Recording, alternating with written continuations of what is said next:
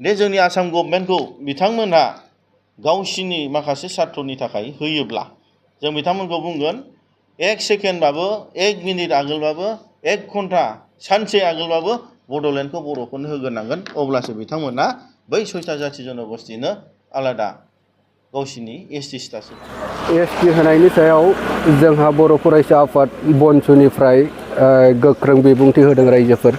आपडेटखौ आं होगासिनो दङ नोंथांमोना नायलांबानो जाबाय ट्राइबल्स आरो जाय बिथांमोना एसटिनि खुनु जयगथा गैया आरो बिथांमोना दिनै बे जोंनि एसटिनि जि मोनथायफोरखौ सिफायनो सानदोंबा बेवहाय बर' माहारि फरायसा आफादा जेब्लायबो जों बेवहाय जितु जोंहा दिनै 6टा जाथि जनगोष्ठी जाय बिथांमोना दासिमबो दि इन्डियान कनस्टिटिउसनाव भारतनि संबिजिताव बिथांमोना दिनै खुनु एसटि मोननायनि जयगथा गैया जाय बिथांमोना बारे बारे जोंनि भारतनि रेजिस्टार जेनेरेल अफ इन्डियाजों दिनै रिजेक्ट खालामजाबाय नाथाय थेवब्लाबो बिथांमोना जोंनि आसामाव 6टा जाथि जनगोष्ठीया दिनै डिमान्ड खालामदों बेवहाय जों स्ट्रंलि अपोज खालामदों एबा खालामलांगोन आरो बर' माहारि फरायसा आफादा बे सोरबा नन ट्राइबेलफोर जाय बिथांमोना दिनै दि भारतनि संबिधान बादे दि एसटि मोननायनि केटेगरि दङ बेवहाय दिनै बिथांमोनहा डिमान्ड खालामनायाव जोंहा बुंनांगौ गैया डेम'क्रेटिकलि बयहाबो मोनथाय दङ नाथाय जाय बिथांमोना दिनै भारतनि संबिधान बादे दि जोंहा मोनबा केटेगरि दङ बे मोनबा केटेगरि जाय बिथांमोना दिनै फुलफिल खालामनानै जि मोननांगौ बेवहाय संबिजितारि जि मोनथाय दं बेवहाय जोङो जेबो बुंनांगौ गैया बयहाबो मोनथाय दङ नाथाय दिनै जाय आसामनि 6टा जाथि जनगोष्ठी बिथांमोना दिनै मोनसेबो बे मोनबा जे भारतनि संबिधान बादे क्राइटेरिया दं बेखौ सुफुंनो हायाखै जेरै जोंहा दिनै फार्स्टआवनो जोंहा दिनै प्रिमिटिभ ट्रेड्स होननाय दङ जाय बिथांमोना दिनै गोबाव समनिफ्रायनो बे ओनसोलावहाय हाजार हाजार बोसोर रायजो जानानै गावसिनिनो माखासे जि मावनाय दांनाय जाबोनाय गावसिनि समाज एबा गावसिनि जाथि हिसाबै थांनानै थाबोनायाव गोबां फुराना माखासे मेटेरियल्सफोरजों दिनै सोलिबोदों जेरै जोंहा दिनै बर'फ्रा ट्राइबेल हिसाबै जोङो नांगोलनिफ्राय लानानै दिनै जोंहा माखासे जोंनो बानायनाय दिनै बान्दो बानायनो हानाय जोङो दिनै जि दानाय जोंनो जि इन्दिनिफ्राय जि बरननानै जोंनो गाननाय जोमनाय बानायनाय जोंनि दिनै ट्रेडिशनेल जोंहा दिनै मेडिसिन मुलि लोमजानाय साजानाय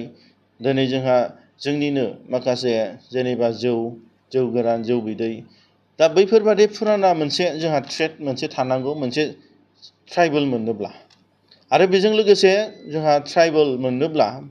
जोंहा मोनसे लाजिनाय जोंहा ट्राइबेल हिसाबै जों गुबुन जाथिफोरजों खाथियाव थांनानै जोङो थानो हाया बिथांमोननिफ्राय जों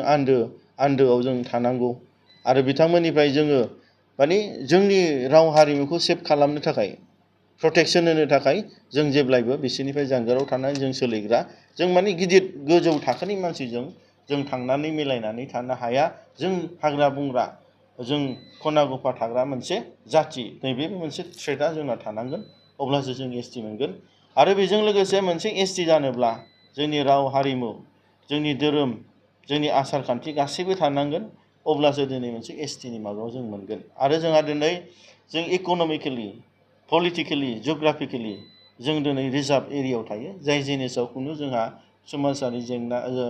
जौगानाय गैया दा बेफोरबायदि गासैबो क्राइटेरिया थायोब्लासो जों दिनै एसटि केटेगरि मोनो एसटिआ दिनै मोनसे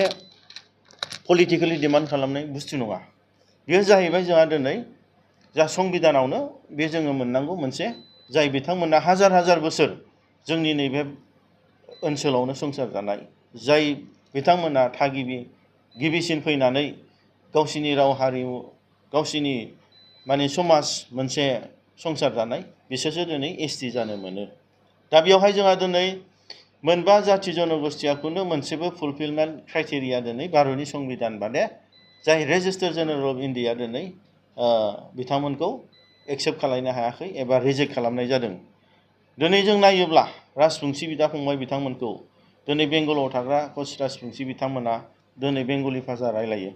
दिनै आसामाव थानाया एसामिस रायलायो आरो बेजों लोगोसे जोंनि दिनै आहम बिथांमोनाबो दिनै अरिजिनेलि बिथांमोना थाइ भाषा रायलायोमोन नाथाय जोंनि आसामाव असमिया रायलायो असमिया होनो जाहैबा मडार्न संस्कृत भाषा दा बिथांमोना दिनै गावसिनि धोरोमखौबो दिनै एंगारबाय बिथांमोना दिनै हिन्दु जाबाय दे बिथांमोननि धोरोमा दिनै बुद्धिस्टमोन दा बिथांमोना दिनै बे ओनसोलावहाय बारै ससनावसो सफैदों खुनु मोनसेबो क्राइटेरिया बिथांमोना मिलाया अब्ला बिथांमोना दिनै एसटि मोननांगौनि खुनु जयगथा गैया आरो बेराफारसेथिं 96 माबा मोनसे बोसोरावहाय 6 माससो मोनसे कच राजबंशिफोरनो दिनै एसटि होनाय जादोंमोन नाथाय बिथांमोना दिनै मा खालामबाय बै समाव बेसेबां ट्राइबेलफोरनि रिजार्भेसन दंमोन जोंनि इउनिभारसिटिनि एडमिसननि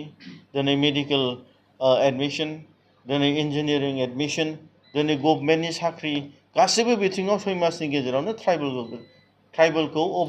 ओभारकाम खालामनानै गादबनानै बिथांमोना साफा साख्रिखौ दिनै एबा एडमिसननि माबाफोरखौ बिथांमोना लाजोबदों दा गभर्नमेन्टआ बेवहाय सिन्था खालामनाय जादों